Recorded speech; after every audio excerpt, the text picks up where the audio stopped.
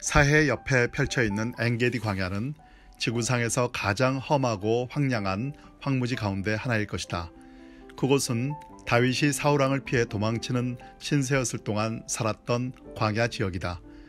나는 엔게디 광야에서 몇 시간 머문 적이 있었다. 그곳에서 절벽에 올라가 보기도 하고 동굴에 들어가 보기도 하면서 그토록 험한 환경에서 다윗이 어떻게 목숨을 부지하며 살았을까 상상해 보았다. 모든 것이 낯설고 생소하고 이질감이 느껴졌다. 황량한 광야, 그러나 신기하게도 아름다웠다. 광야에 있은 지 1시간 정도 지나자 시각, 청각, 후각 등 모든 감각이 예민해지기 시작했다. 광야에서는 그렇게 된다.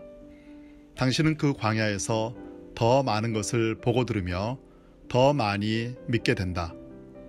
이것이 바로 우리의 영성 전통에서 광야가 그토록 중요한 위치를 차지하는 이유다. 거기엔 소음도 없다. 사람도 거의 살지 않는다. 짐승들이 조금 있기는 하지만 대개 눈에 띄지 않는다. 그런데 이러한 고독 속에서 얽히고 설킨 불안정한 삶의 연결망에서 자신이 차지하고 있는 부분에 대한 인식이 발달한다. 거룩에 대한 감각이 생겨난다. 신성함이 드러난다. 모든 사람, 최소한 하나님과 관계를 맺고 있는 모든 사람은 광야에서 얼마간 시간을 보내기 마련이다. 그러므로 그곳 광야에서 무슨 일이 일어나는지를 미리 살펴보는 것은 아주 중요하다. 다윗은 스스로 원해서 광야에 들어간 것이 아니었다. 그는 20대 시기를 현상금이 붙은 지명 수배자로서 광야에서 보냈다. 그는 어린 나이에 하나님의 택하심을 입었고 이스라엘의 왕으로 기름 부음을 받았다. 그는 블레셋의 침공으로부터 조국을 구했고 국민적 영웅이 되었다. 그런데 이 모든 업적과 영예에도 불구하고 그는 광야로 쫓겨나 겨우 목숨만 부지하며 살아야 했다. 광야의 다윗은 목숨을 건지려고 달아난 초라한 도망자 신세에 불과했다. 그러나 다윗은 거기로 쫓겨간 후 광야가 진리의 장소, 아름다움의 장소, 사랑의 장소라는 사실을 배우게 되었다. 다윗이 광야에서 보낸 세월은 그의 인생 가운데 가장 좋은 시간에 속한다. 우리도 그렇다. 광야의 삶은 힘겹고 쓰라리지만 훗날 생각해보면 그 광야의 시절이 우리 인생 최고의 시간이었다는 사실을 알게 된다. 광야에서 평상시에는 도저히 풀기 힘든 인생의 문제에 대한 답을 얻을 수 있다. 광야는 사람이 아직 질문하기를 배우지 못한 질문들에 대한 답을 가지고 있다. 광야에 있을 때에는 해야 할 임무도 지켜야 할 약속도 없으며 그 무엇에도 매여 있지 않다. 그저 깨어 있고 그저 살아 있으면 된다. 그것이 전부다. 광야에 있을 때 우리는 흔히 삶이 단순해지고 깊어지는 것을 체험한다. 광야에는 매우 매력적인 무언가가 있다. 그러나 광야는 또한 매우 겁나는 곳이기도 하다. 광야는 숨이 멎을 만큼 아름다운 곳이지만 동시에 아무것도 예측할 수 없는 위험한 곳이다. 폭풍우가 일면 천사의 얼굴과 같았던 하늘은 순식간에 악마의 얼굴로 돌변한다. 멋진 자태를 보이던 동물도 순식간에 사나운 살인마로 변할 수 있다. 광야는 단번에 우리의 목숨을 앗아가 버릴 수 있는 방법을 수없이 가지고 있다. 광야에는 언제나 이처럼 아름다움과 위험, 그리고 자연 그대로의 단순성과 끔찍한 재난 사이에 긴장이 존재한다. 우리들 대부분은 이러한 긴장을 오래 견디지 못한다. 그래서 우리는 마을과 도시로 나가 살게 된다. 그러나 우리가 아무리 완전히 문명화된 곳에 살고 있다 하더라도 갑자기 광야로 내던져지는 때가 있다. 이는 지리적인 광야가 아니라 내가 상황적인 광야라고 부르는 광야다. 잘 살고 있다고 생각했는데 어느 순간 전혀 생각지도 않았던, 도무지 이해할 수 없었던 일들이 우리 내면에 혹은 우리에게 중요한 사람에게 일어난다. 우리의 신체, 감정, 사고, 친구 혹은 직업에 급작스러운 변화가 생긴다. 우리는 스스로를 어찌해야 할지 모른다. 그때 우리는 광야에 들어간다. 물론 나는 이러한 상황적 광야가 끔찍하고 겁나며 위험한 곳이라는 사실을 인정한다. 하지만 나는 또한 그곳이 아름다운 장소라는 사실도 믿는다. 다른 곳에서는 보고 듣고 체험할 수 없는, 오직 광야에서만 보고 듣고 체험할 수 있는 것들이 있다. 광야에 처할 때 물론 우리는 겁을 먹을 것이다. 하지만 우리는 또한 깨어서 눈을 크게 뜨고 있어야 한다. 광야는 우리가 위험과 죽음에 직면하는 곳이지만 맞이하는 태도에 따라서는 하나님의 위대한 신비와 삶의 특별한 소중함에 직면하는 곳이기도 하기 때문이다. 다윗 이야기의 핵심은 그가 언제 어디서나, 즉 왕궁에서나 광야에서나 동일하게 무엇을 하든 근본적으로 하나님과 관계를 맺고 있었다는 사실이다. 그는 하나님과 가까워질수록 점점 더 인간다워져 갔다. 그리고 더욱더 그는 다윗다워져 갔다. 우리는 하나님과 관계를 맺을 때 가장 인간다워진다. 다른 길로 가면 점점 더 인간다움과 나 자신다움에서 멀어질 뿐이다.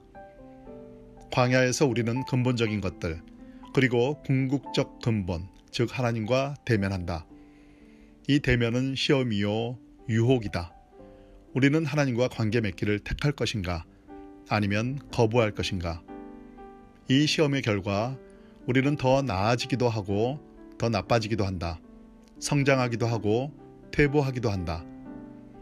다윗은 광야 생활을 통해 더 나아졌다. 그리고 그는 더 성장했다. 하나님과 관계를 맺으며 살아간 광야 생활을 통해 다윗 안에는 신성함을 알아볼 줄 아는 감각이 크게 자라났다. 모든 곳과 모든 사람 안에서 하나님의 아름다움과 임재와 거룩을 알아보는 그의 인식은 척박한 광야 생활 중에 놀랄 만큼 자라났다. 무엇보다도 다윗은 경외할 줄 알았다. 그는 경이롭게 여길 줄 아는 능력이 뛰어났다. 광야 시절에 쓴 많은 시편들은 이를 뒷받침해주는 증거다. 광야는 다윗에게 모든 곳에서 아름다움을 알아보는 법을 가르쳐줬다. 광야는 다윗에게 생명의 고귀함을 가르쳐주는 학교였다.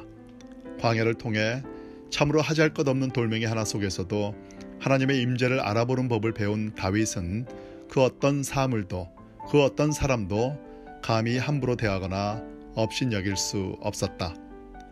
광야의 거룩이 다윗의 영혼 속으로 스며들었고 이제 그는 어디에서나, 심지어 자신을 죽이려는 사울에게서도 거룩을 알아볼 줄 알게 되었다. 광야에서 다윗은 거룩을 발견함과 동시에 피난처를 발견했다. 시편 속에서 우리는 무려 37번이나 피난처라는 단어를 찾아볼 수 있다. 광야는 다윗이 피난처라는 단어의 뜻을 알게 된 사전이었다. 피난처는 우리가 도망쳐가는 장소다.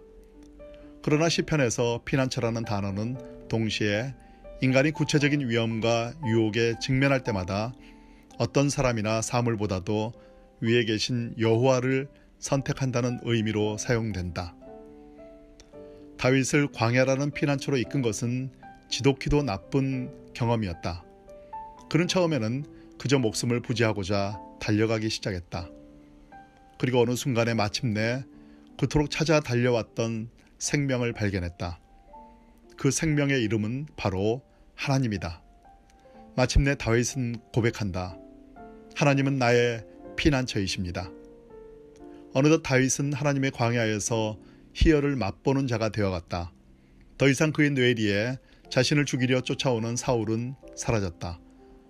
사울은 다윗을 광야에 있게 한 원인이었긴 해도 결코 광야를 규정하거나 지배하지는 못했다. 광야는 사울이 아니라 하나님으로 가득한 곳이었다. 우리 역시 인생길 걸어가며 광야에 직면한다. 거기가 끝이 아니다. 시작점이요 출발선이다. 그곳에는 우리 인생의 문제와 모순보다 훨씬 더 큰 하나님이 계시다. 광야의 하나님을 만나는 것 자체가 지극한 기쁨이다. 그러므로 광야를 회피하지 말고 온몸으로 맞이하라. 그리고 고백하라. 하나님은 나의 피난처이십니다. 내가 주께로 피합니다. 주의 날개 아래 그늘로 피합니다. 또한 이렇게 외쳐라. 내 영혼아 깨어나라. 비파야 수구마 깨어나라. 내가 새벽을 깨우리로다. 광야 자체는 무대에 불과하다. 사울과 다윗은 둘 다 광야에 있었다. 사울은 오로지 다윗을 잡을 생각에 다윗을 쫓아 달려갔고 살인만을 생각했다. 반면 다윗은 하나님께 달려가서 하나님을 피난처로 삼는 기도를 하며 경이로움에 눈을 크게 뜨고 그 영광을 받아들이며 한결같은 사랑과 약속을 지키시는 진실의 하나님에 대해 알고 준비했다. 당신은 사울이 될 것인가? 다윗이 될 것인가? 광야를 호락호락하게 여겨서는 안 된다. 왜냐하면 그곳은 위험한 곳이기 때문이다. 그러나 광야를 회피해서도 안 된다. 왜냐하면 그곳은 참으로 경이로운 곳이기 때문이다.